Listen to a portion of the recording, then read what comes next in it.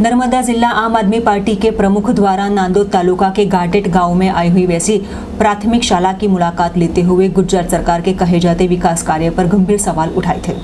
नर्मदा जिला आम आदमी पार्टी के प्रमुख निरंजन वसावा द्वारा नांदोद तालुका के गांडेट गांव में आई हुई वैसी प्राथमिक शाला की मुलाकात लेते हुए आगमन किया था, जहां मुलाकात के दौरान कक्षा 8 की विद्यार्थिनी चालू स्कूल के दौरान यहां पर झाड़ू पोछा करती हुई नजर आई थी। उसके अलावा बाल वाटिका कक्षा 1 और कक्षा 2 के विद्यार्थी एक ही कक्षा में पढ़ाई करते हो और एक ही शिक्षकों द्वारा उन्हें पढ़ाई करवाई जा रही है, वैसे भी दृश्य दिखने को मिले थे।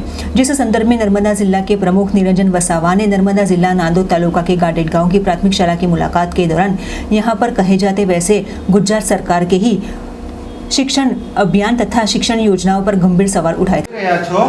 आ एक ज क्लासरूम छे, त्यां गाड़ी पेला जे बाळको आ नाना नाना भूलकाओ અમારી આજુબાજુમાં છે, આ બેઠા છે, આ બાલવાટિકાના બાળકો છે। આ બાજુમાં અહીંયા જ ગાડી બેઠા છે, એ બીજા ધોરણના છે, બરાબર। આ બીજી બાજુ છે, આ ત્રીજું ધોરણના બાળકો છે, અને અહીંયા ગાડી શિક્ષક અહીંયા ગાડી અવેલેબલ છે, ફક્ત આ મેડમ છે।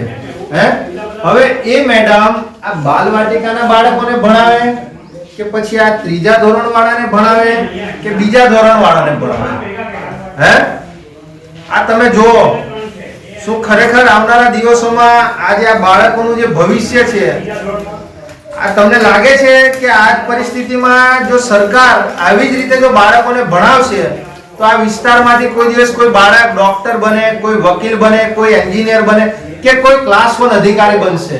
હે આમનું ભવિષ્ય તમને અહીંયા ગાડી જ દેખાઈ રહ્યું છે કે આ બાલવાટિકા અને આ બીજા ત્રીજા ધોરણના જે બાળકો છે, હે એમનું કોઈ પણ જાતનું ભવિષ્ય અહીંયા ગાડી દેખાતું નથી। સરકાર મોટી મોટી વાતો કરે છે, અત્યારે હમણાં જ્ઞાન સહાયકના જે કોન્ટ્રાક્ટ બેઝ પર જે શિક્ષકો લીધા છે, બરાબર, તેમ છતાં પણ અહીંયા ગાડી આપણે અહીંયા જોઈ રહ્યા છે કે શિક્ષકોની આટલી બધી અછત છે।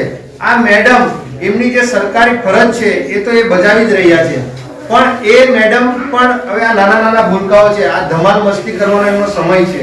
હે તો આ મેડમ કયા કયા છોકરાઓને હેન્ડલ કરે? હે એ બીજા ધોરણને ભણાવે, ત્રીજા ધોરણને ભણાવે કે આ બાલવાટિકાના છોકરાઓને? હજુ તો આ છોકરાઓનો પાયો છે, બરાબર। જો આપણો પાયો જ મજબૂત નહીં હોય તો આવનારા ભવિષ્યમાં આ લોકો શું કરી શકશે?